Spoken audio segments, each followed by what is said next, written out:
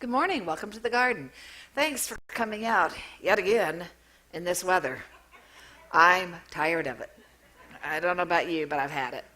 I appreciate Kim King being here last week, came over from the big church to fill in for me while I was preaching in Florida. And it was wonderful there. I should say a big round of thanks to our 17 volunteers who did the work project there. Janet, where are you? Coordinated it all. And they did lots of good work last week, and I kind of contributed ever so slightly to a little bit of it. I'm not very good at most things, so they kind of keep me at an arm's length from anything dangerous, which is a good thing for us. So anyway, I'm glad you're all here. Well, there are observers on the national scene, apparently, who are seeing and commenting on what's being called an empathy gap. And apparently this came to light in some studies that were done on the causes of bullying. And it seems that the theme upon which all of the experiments that were conducted is based had to do with the theory that it is only in identifying with another person's social suffering that we can truly experience and understand its devastating effects. Now, they conducted a couple of different experiments that I read about, at least. I'm sure they did more than that. One of those had to do with talking to people who were included in a game and having them estimate how it felt to be excluded from the game.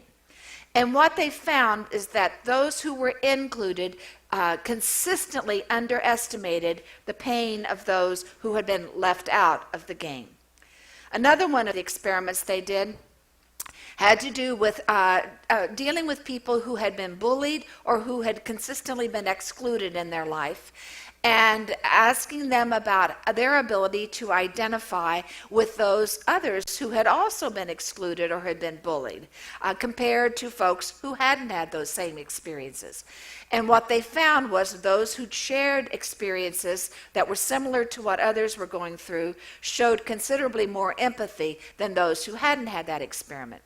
Oprah Winfrey sort of validated that statement when she said, "The struggle of my life created empathy. I could relate to pain, being abandoned, having people not love me." Well, that's really what empathy is. You see, empathy is being able to put ourselves in another person's place and understand what he or she is going through.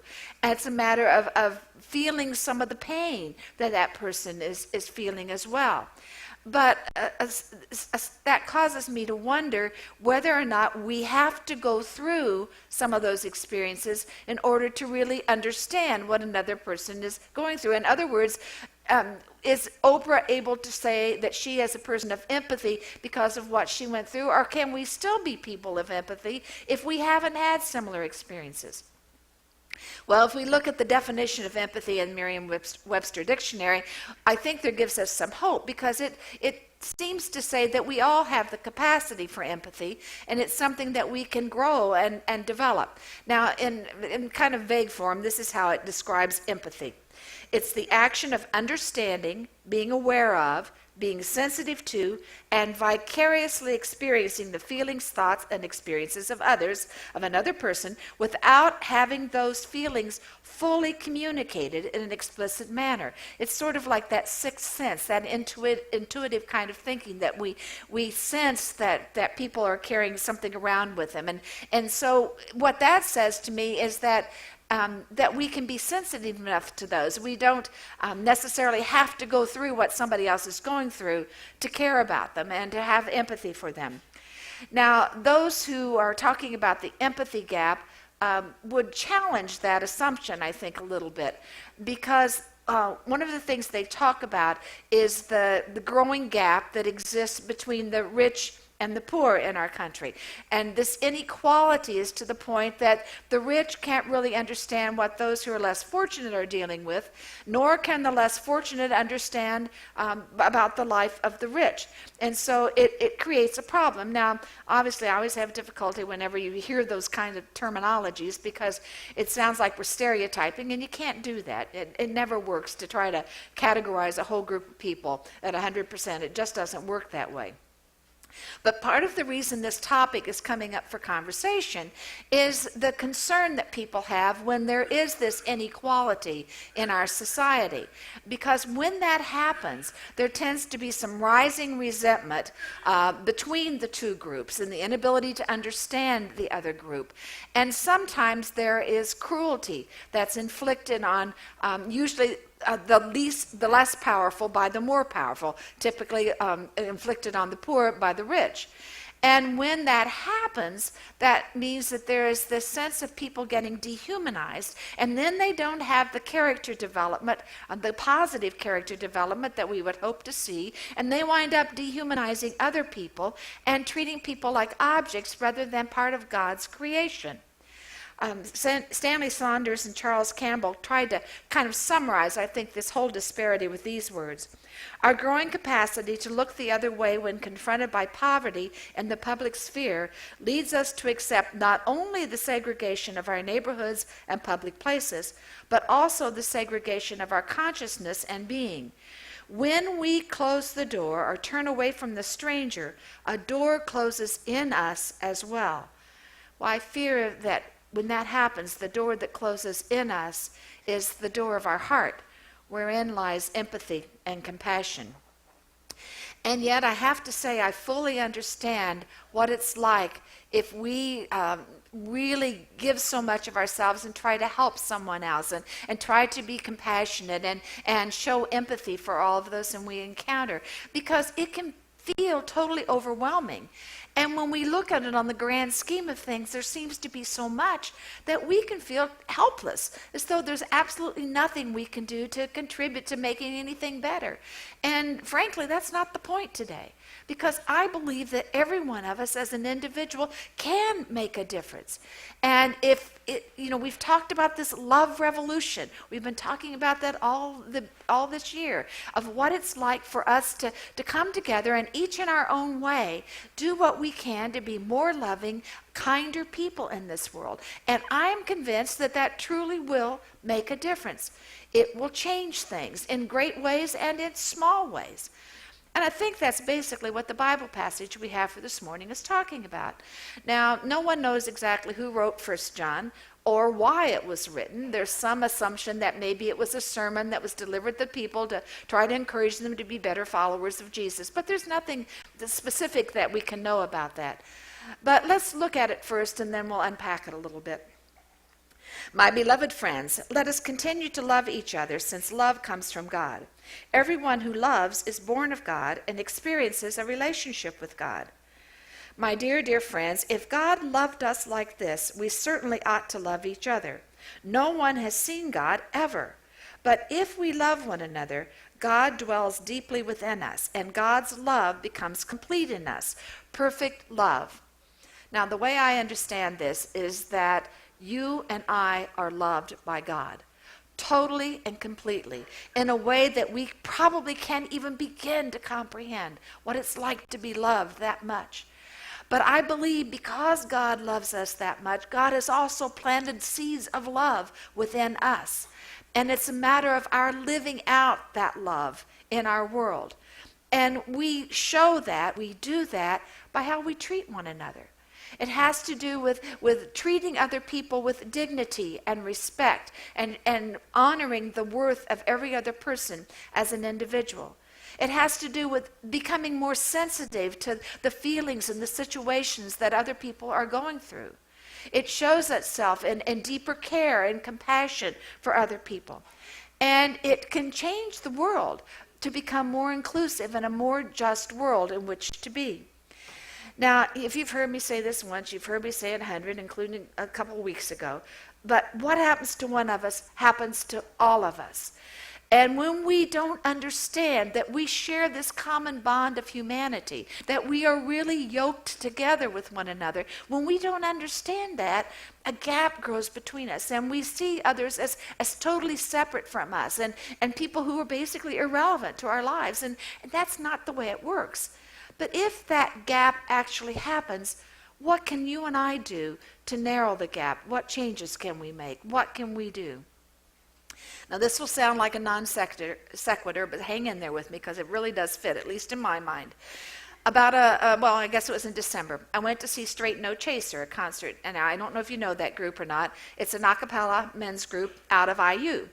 And we're talking about singing, and certainly not our basketball team currently. At any rate, it's an a cappella singing group. And what that means is there's no instrumentation with them. There's no band, there's no orchestra that plays. Everything they do with their voices, and it's an incredibly talented group of people. And they become the instrumentation, and it's really astounding what happens. Well, I had just seen that concert, and I was working on this message, and then I came upon a quote by someone named Brian Eno. And when I read it, I thought, that's it. That's exactly what we're talking about. That can narrow the gap. This is what he said. When you sing with a group of people, you learn how to subsume yourself into a group consciousness, because a cappella singing is all about the immersion of the self into the community. That's one of the great feelings, to stop being me for a little while and become us. That way lies empathy, the one great social virtue. That's exactly what we're talking about. It's becoming one with one another. It's becoming us, realizing that we are a part of the whole of the universe. And it is a matter of then becoming more sensitive to what other people are experiencing, because we feel closer to them, because we share this common bond of our humanity. And we are, in fact, linked together, tied irrevocably together. And so it's a matter of really understanding that, and then working to bring about that which is good in our world. Now, as I said, that can be overwhelming. And so what we have to realize is that every single one of us, without exception, and I mean that, every single one of us carries a burden, at least one, and maybe many more than that. Every person we encounter is worried about something, is wrestling with something, is concerned about some part of life that they're going through. And so we need to understand that. And if we can show more empathy, we can really bond together and grow stronger together and really show care and compassion for one another. And that will lighten our burden a little bit, will help relieve some of the stress we experience, and in fact can make a huge difference in the world. Now, being a person who nurtures our empathy can help us personally and can help our world.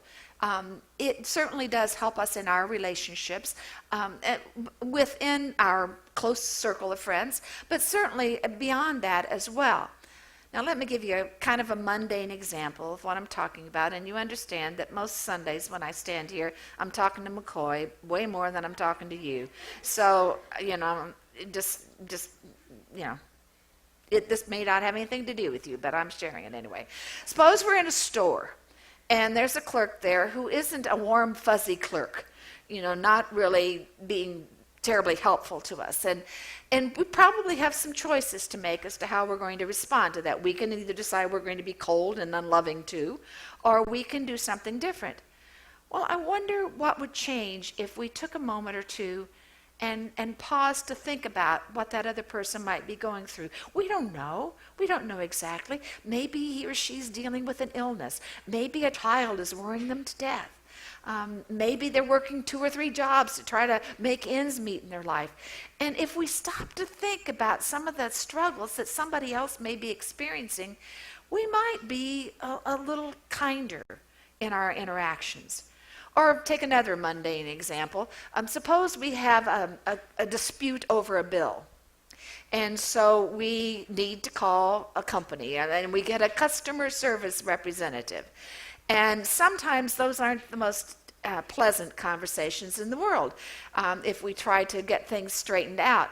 And if we do that, maybe we need to pause a moment and think, this person has to sit there and take these kinds of calls one after another, every single day. Now, what might that be like for him or for her?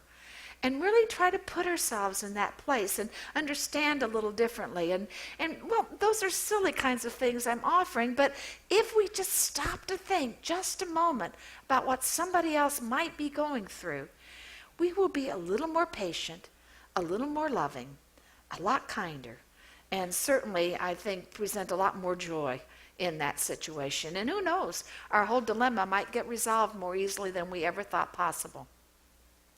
Well, there's a photo that's gone viral over the last couple months. You've probably seen it. There it goes. It's going to come up right there.